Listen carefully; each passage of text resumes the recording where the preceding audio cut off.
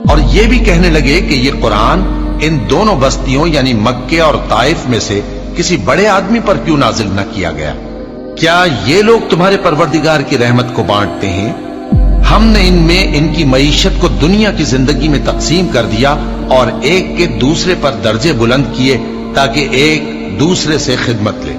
اور جو کچھ یہ جمع کرتے ہیں تمہارے پروردگار کی رحمت اس سے کہیں بہتر ہے۔ اور اگر یہ خیال نہ ہوتا کہ سب لوگ ایک ہی جماعت ہو جائیں گے تو جو لوگ اللہ سے انکار کرتے ہیں ہم ان کے گھروں کی چھتیں چاندی کی بنا دیتے اور سیڑھیاں بھی جن پر وہ چڑھتے،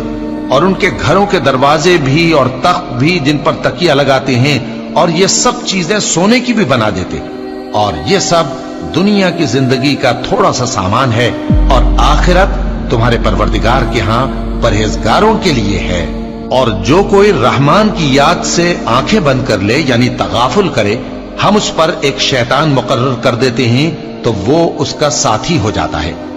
اور یہ شیطان ان کو رستے سے روکتے رہتے ہیں اور وہ سمجھتے ہیں کہ وہ سیدھے رستے پر ہیں، یہاں تک کہ جب وہ ہمارے پاس آئے گا تو اس شیطان سے کہے گا کہ کاش مجھ میں اور تجھ میں مشرق و مغرب کا فاصلہ ہوتا، تو برا ساتھی ہے۔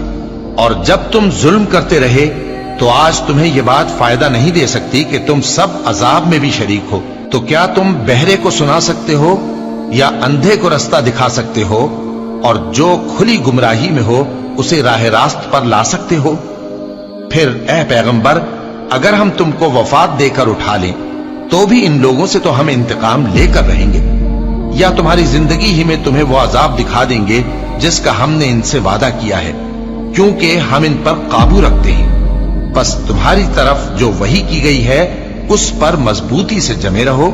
بے شک تم سیدھے رستے پر ہو، اور یہ قرآن تمہارے لیے اور تمہاری قوم کے لیے نصیحت ہے،